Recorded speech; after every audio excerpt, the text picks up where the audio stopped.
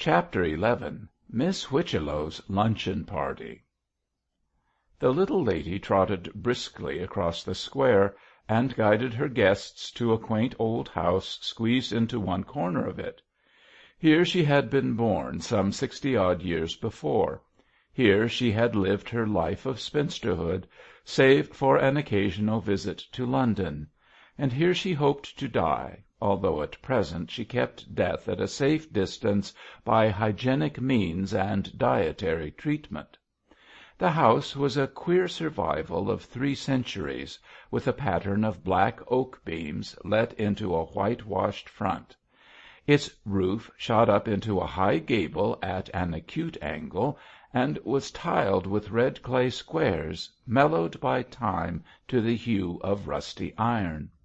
A long lattice with diamond panes and geraniums in flower-pots behind them extended across the lower story. 2 little jutting windows, also the criss-cross pattern, looked like 2 eyes in the 2nd story, and high up in the 3rd the casement of the attic peered out coyly from under the eaves. At the top of a flight of immaculately white steps there was a squat little door painted green and adorned with a brass knocker burnished to the color of fine gold. The railings of iron round the area were also colored green, and the appearance of the whole exterior was as spotless and neat as Miss Whichello herself. It was an ideal house for a dainty old spinster such as she was, and rested in the very shadow of the Bishop Gandolf's cathedral, like the nest of a bright-eyed wren. "Mab, my dear," cried the wren herself, as she led the gentlemen into the drawing-room, "I have brought Captain Pendle and Mr. Cargrim to luncheon." Mab arose out of a deep chair, and laid aside the book she was reading. "I saw you crossing the square, Captain Pendle," she said, shaking his hand.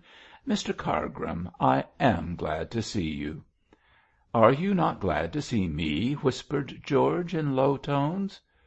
"Do you need me to tell you so?" was Mab's reply, with a smile, and that smile answered his question. "Oh, my dear, such a heavenly sermon!" cried Miss Whichello, fluttering about the room. "It went to my very heart."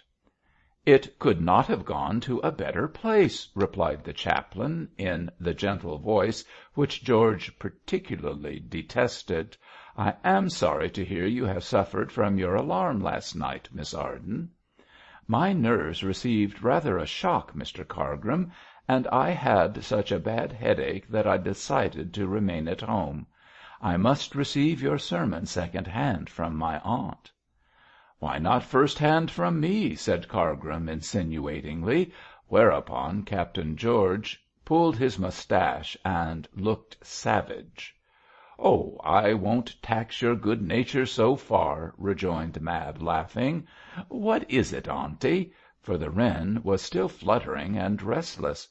"My dear, you must content yourself with Captain Pendle till luncheon, for I want Mr. Cargrim to come into the garden and see my fig-tree.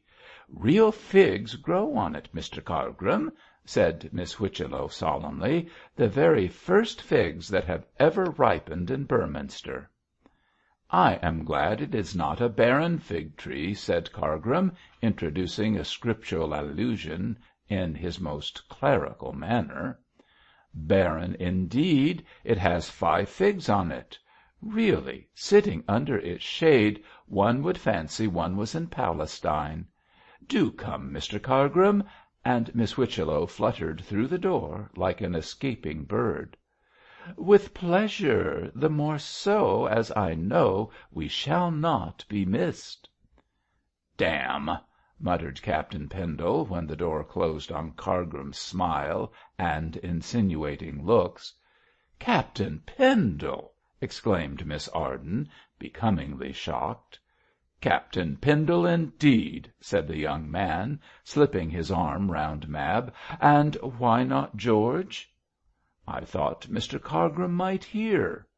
"He ought to. Like the ass, his ears are long enough." "Still he is anything but an ass, George." "If he isn't an ass, he's a beast," rejoined Pendle promptly, "and it comes to much the same thing." "Well, you need not swear at him." "If I didn't swear, I'd kick him, Mab. And think of the scandal to the Church. Cargrim's a sneaking, time-serving sycophant. I wonder my father can endure him. I can't." "I don't like him myself," confessed Mab, as they seated themselves in the window-seat. "I should think not!" cried Captain George, in so deliberate and disgusted a tone that Mab laughed. Whereat he kissed her, and was reproved, so that both betook themselves to argument as to the righteousness or unrighteousness of kissing on a Sunday. George Pendle was a tall, slim, and very good-looking young man in every sense of the word. He was as fair as Mab was dark, with bright blue eyes and a bronzed skin, against which his smartly pointed moustache appeared by contrast almost white. With his upright figure, his alert military air, and merry smile, he looked an extremely handsome and desirable lover. And so Mab thought, although she reproved him with orthodox modesty for snatching a kiss unasked. But if men had to request favors of this sort, there would not be much kissing in the world. Moreover, stolen kisses, like stolen fruit, have a piquant flavor of their own. The quaint old drawing-room, with its low ceiling and twilight atmosphere, was certainly an ideal place for love-making. It was furnished with chairs and tables and couches which had done duty in the days of Miss Whichello's grandparents, and if the carpet was old, so much the better, for its once brilliant tints had faded into soft hues more restful to the eye. In one corner stood the grandfather of all pianos, with a front of drawn green silk fluted to a central button. Beside it a prim Canterbury, filled with primly bound books of yellow-paged music, containing The Battle of the Prague, The Maiden's Prayer, Cherry Ripe, and The Canary Bird's Quadrilles. Such tinkling melodies had been the delight of Miss Whichello's youth, and, as she had a fine finger for the piano, her own observation, she sometimes tinkled them now on the jingling old piano when old friends came to see her. Also, there were Chippendale cupboards with glass doors, filled with a most wonderful collection of old china, older even than their owner. Chinese jars heaped up with dried rose-leaves, spreading around a perfume of dead summers, bright silken screens from far Japan, footstools and fender-stools worked in worsted which tripped up the unwary, and a number of oil paintings, valuable rather for age than beauty. None of your modern flimsy drawing-rooms was Miss Whichello's, but a dear, delightful, cosy room, full of faded splendors and relics of the dead and gone, so dearly beloved. From the yellow silk fire-screen swinging on a rosewood pole to the drowsy old canary chirping feebly in his brass cage at the window, all was old world and marvelously proper and genteel.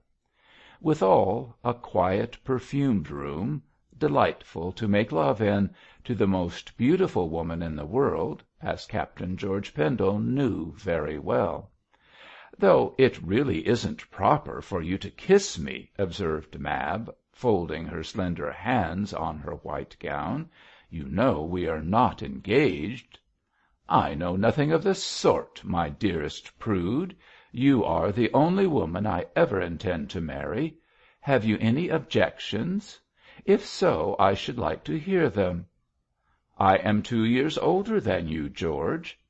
"A man is as old as he looks, a woman as she feels.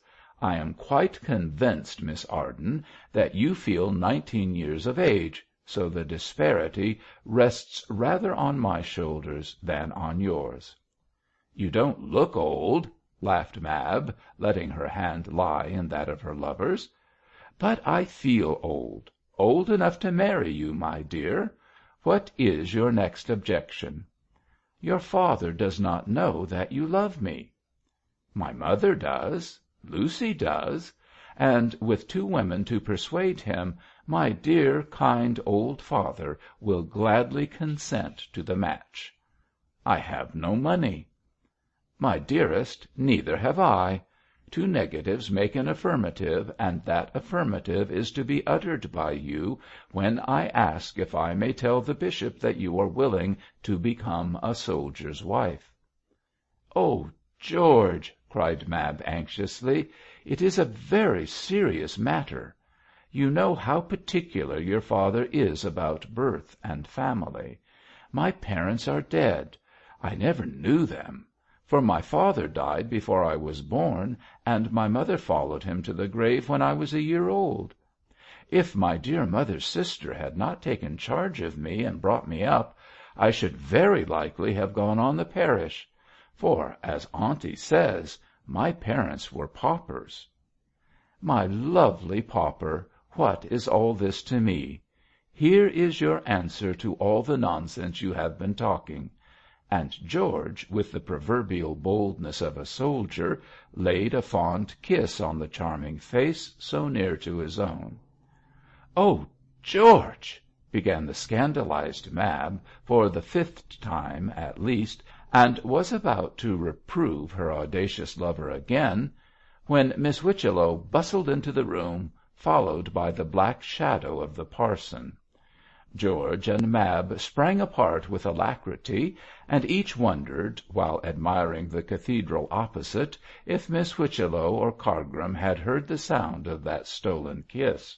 Apparently the dear unsuspecting old Jenny Wren had not, for she hopped up to the pair in her bird-like fashion and took George's arm. "Come, good people," she said briskly, "luncheon is ready, and so are your appetites, I've no doubt. Mr. Cargrim, take in my niece." In 5 minutes the quartet were seated round a small table in Miss Whichello's small dining-room. The apartment was filled with oak furniture, black with age and wondrously carved. The curtains and carpet and cushions were of faded crimson rep, and as the gaily striped sun-blinds were down, the whole was enwrapped in a sober brown atmosphere, restful to the eye and cool to the skin. The oval table was covered with a snow-white cloth, on which sparkled silver and crystal round a Nankin porcelain bowl of blue and white, filled with deep red roses. The dinner plates were of thin china, painted with sprawling dragons in yellow and green. The food, in spite of Mrs. Pansy's report, was plentiful and dainty, and the wines came from the stock laid down by the father of the hostess in the days when dignitaries of the church knew what good wine was. It is true that a neat pair of brass scales was placed beside Miss Whichello, but she used them to weigh out such portions of food as she judged to be needful for herself, and did not mar her hospitality by interfering with the appetite of her guests. The repast was tempting, the company congenial, and the two young men enjoyed themselves greatly. Miss Whichello was an entertainer worth knowing, if only for her cook. "Mab, my dear," cried the lively old lady, "I am ashamed of your appetite. Don't you feel better for your morning's rest?" "Much better, thank you, auntie, but it is too hot to eat." "Try some salad, my love. It is cool and green, and excellent for the blood. If I had my way, people would eat more green stuff than they do." "Like so many Nebuchadnezzars," suggested Cargrim, always scriptural. "Well, some kinds of grass are edible, you know, Mr. Cargrim, although we need not go on all fours to eat them as he did." "So many people would need to revert to their natural characters of animals if that custom came in," said George, smiling. A certain great poet remarked that every one had a portion of the nature of some animal, observed Cargrim, especially women. Then Mrs. Pansy is a magpie, cried Mab, with an arch look at her aunt. She is a magpie and a fox and a laughing hyena, my dear. Oh, auntie, what a trinity! I suppose, Cargrim, all you black-coated parsons are rooks, said George. No doubt, captain. And you soldiers are lions. Auntie is a Jenny Wren. And Mab is a white peacock, said Miss Whichello, with a nod. Captain Pendle, protect me, laughed Mrs. Arden. I decline to be called a peacock. You are a golden bird of paradise, Miss Arden. Ah, that is a pretty compliment, Captain Pendle. Thank you. While George laughed, and Cargrim, rather tired of these zoological comparisons, strove to change the subject by an allusion to the adventure of the previous night. The man who attacked you was certainly a wolf, he said decisively. Who was the man? Asked Miss Whichello, carefully weighing herself some cheese. Some tramp who has been in the wars, replied George carelessly. A discharged soldier, I dare say. At least he had a long red scar on his villainous-looking face. I saw it in the moonlight, marking him as with the brand of Cain. A scar, repeated Miss Whichello, in so altered a tone that Cargrim stared at her, and hastened to explain further, so as to learn, if possible, the meaning of her strange look. A scar on the right cheek, he said slowly, from the ear to the mouth.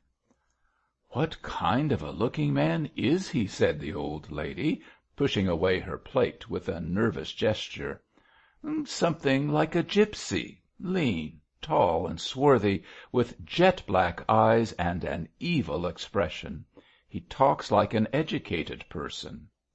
You seem to know all about him, Cargrim, said Captain Pendle, in some surprise, while Miss Whichello, her rosy face pale and scared, sat silently staring at the tablecloth. I have several times been to an hotel called the Derby Winner, explained the chaplain, to see a sick woman, and there I came across this scamp several times. He stays there, I believe. What is his name? Asked Miss Whichello hoarsely. Jentham, I have been informed. Jentham? I don't know the name. I don't suppose you know the man either, auntie. No, my love, replied Miss Whichello in a low voice. I don't suppose I know the man either. Is he still at the Derby Winner, Mr. Cargrim? I believe so. He portions his time between that hotel and a gipsy camp on Southberry Common.